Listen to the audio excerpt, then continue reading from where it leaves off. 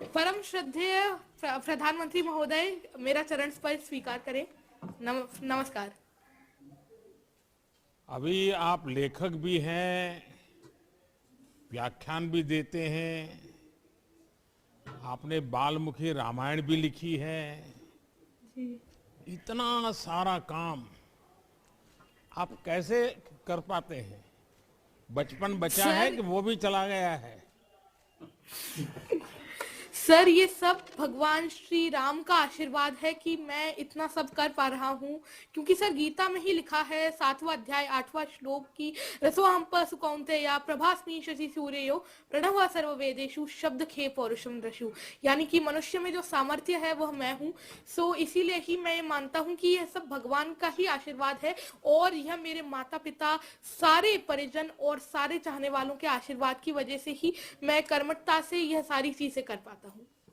अच्छा, ये बताइए अभी कि रामायण में के संबंध में लिखने का ख्याल आपको सबसे पहले कब और कैसे आया?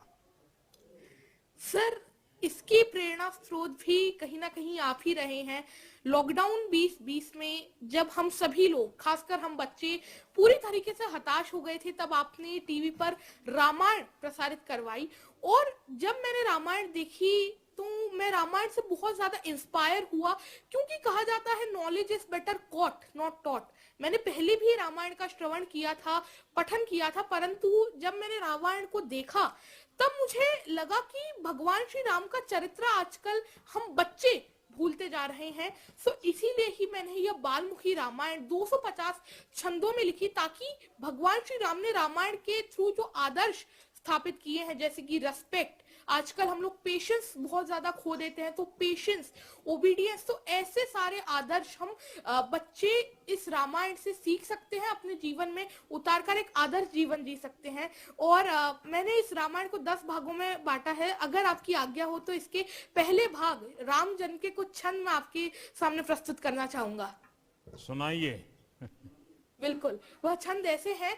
देवनान किए विनती जब, हरिजन में मां धरती पर तब, दशरथ के घर उत्सव आया, अवधपुरी में उल्लास था छाया।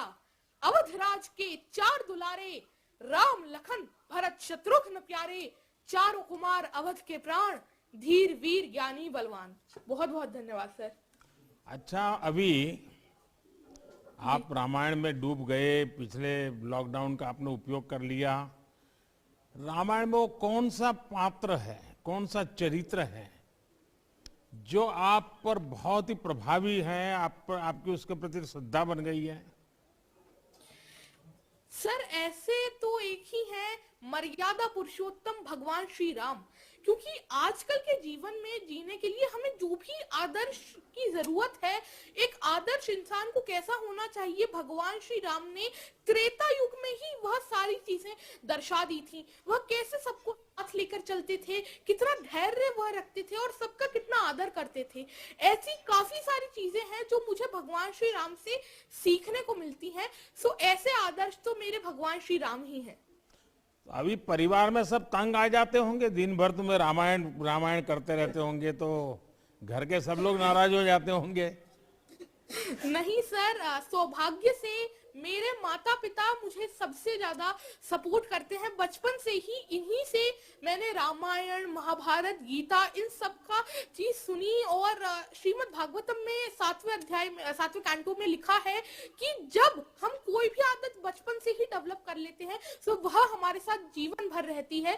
तो यही घर में भी जैसे कोर्ट के अंदर वकील धाराओं का उपयोग करके लड़ाई लड़ते हैं, तो तुम भी घर में शास्त्रों का उपयोग करते लड़ाई लड़ते हो क्या? नहीं सर, शास्त्रों का तो मैं जरूर ही उपयोग करता हूँ, परंतु मैं बच्चों को सिखाने में इनका उपयोग करता हूँ। मेरे मिशन संस्कार और शिक्षा के अंतर्गत मैं बच्चों को भारतीय शास्त्रों, भारतीय कल्चर के बारे में बताता हूँ, और यह बताता हूँ कि कैसे हमारा जो भारतीय कल्चर है कितना ग्लोरियस है, कितना रिच है वह, और हम कितने आगे हैं। क्या अभी ये मध्य प्रदेश के पानी में ही कोई विशेषता है क्या, इस प्रकार के बच्चे तैयार होते हैं? जी हाँ सर, यह मालवा भूमि तो इतनी सुंदर रही है। इसने लता मंगेशकर मैम, इतने बड़े बड़े इन्होंने वीर दिए हैं। देवी देखिए, अहिल्याबाई मैं आपको एक घटना सुनाता हूँ।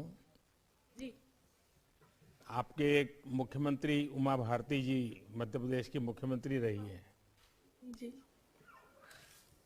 वो बहुत छोटी थी तब वो व्याख्यान करती थी। जी तो गुजरात में अहमदाबाद में उनका मणिनगर इलाके में व्याख्यान था। आज से करीब 45-50 साल पुरानी बात है। अखबारों में बहुत चर्चा होती थी, तो हम भी सुनने के लिए चले गए। और मैं हैरान था, उतनी छोटी उम्र में जिस प्रकार से वो धारा प्रवाह वक्तव्य देती थी, जिस प्रकार से शास्त्रों का बहुत ही सटीक रूप में उल्लेख करती थी, संस्कृत बोल लेती थी, चौपाइयाँ गा लेती थी और अपनी बचपना की हरकतें भी करती थी मंच पे बैठे बैठे। मैं बहुत प्रभावित हुआ था। बहुत बहुत बहुत साल पहले की बात है, तब उनकी आयु बहुत छोटी थी। तो मुझे लगा कि शायद मध्य प्रदेश में ये कुछ ताकत ऐसी है कि सब इसी प्रकार के विद्वान लोग बचपन में ही तैयार हो जाते हैं। चलिए, आपके माताजी पिताजी को भी मैं प्रणाम करता हूँ, ताकि उन्होंने आपको संस्कारित किया, आपको एक नई ऊर्जा दी। और बहुत कम माँ बाप होते हैं जो इस प्रकार के काम में बच्चे को जाने दे, वरना रोक लेंगे। देखिए, आपकी उम्र और आपका काम इस बात को साबित करते हैं कि बड़े काम करने के लिए कोई उम्र छोटी नहीं होती है। आप सिर्फ बच्चों के लिए नहीं, पूरे समाज के लिए एक प्रेरणा है। आप जो भी करें पूरा मन लगाकर करें, इस सोच के साथ करें कि मेरा काम देश को कैसे लाभ पहुंचा रहा है। पद, प्रतिष्ठा, आपकी उपलब्धियां भी कभी कभी आप पर दबाव बनाती है। किसी भी चीज का दबाव खुद पर न आने दें।